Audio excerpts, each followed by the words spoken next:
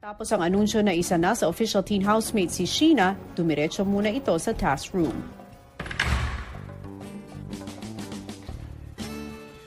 Ilang sandali pa, pumasok na rin si Alfred. Hello. Hi. Hello po. Hi. Hi, Alfred.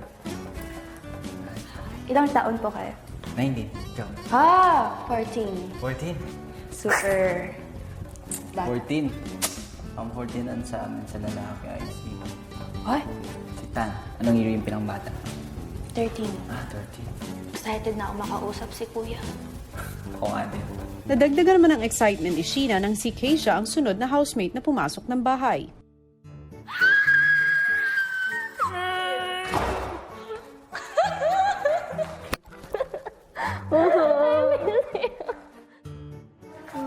Meet Kuya Alfred. I'm Keisha. Kay- Taga-san ka? Keisha. Keisha. Okay. Ikaw lang. Cebu. Oh, shit, dalayo mo. Dalayo yun. Ay, so, ilan taon ka na? 16. I'm the same. Ikaw? 14. Ha? Bakit ang mature niyo? Tsaka ang tangkad niyo. Ako lang yung 19. maliit. Alam mo ba, ako yung ate-ate nila. Tapos ako yung pinakamaliit. Ako, kuya. So, kumbaga ako yung ate pag sa high. Oo. Sa palagay ko po, magiging masaya kami. Magiging okay kami as team. Magkakaintindihan po siguro kami. Ang bano ko. Hindi ko alam anong gagawin natin. Na-excited ako. Nakakabahan. Maya-maya pa, sumunod na rin si Tan sa task room. Hi!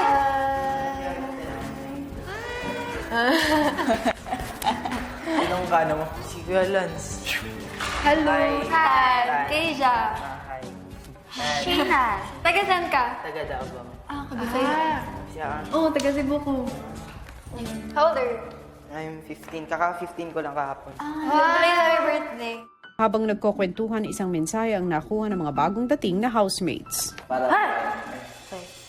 Housemates, basahin ang inyong task letter sa loob ng Housemates, bago kayo pumasok ng aking bahay, bibigyan ko kayo ng pagkakataong mag-grocery para sa inyong pagkain ngayong linggo. Para sa blind grocery task, isa-isang sasabak ang huling 4 na housemate sa hamon para maging player.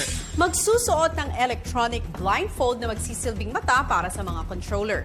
May isang mesa na may 8 objects at kailangang gayahin ng player sa tulong ng controller ang 8 gamit sa kabilang lamesa para mabuo ang isang pattern. Bawat player ay may 15 minutes lamang para mabuo ang tamang pattern. At ang bawat tamang pattern ay may katumbas na grocery item. Ngayon ay magdidesisyon kayo sa inyong pagkakasunod-sunod. Kapag natapos nyo ang oras para sa inyong task, bubukas ang pintuan papunta sa bahay ko. Kung nagtagumpay kayo, maaari nyo nang dalhin ang premyong pagkain. Okay.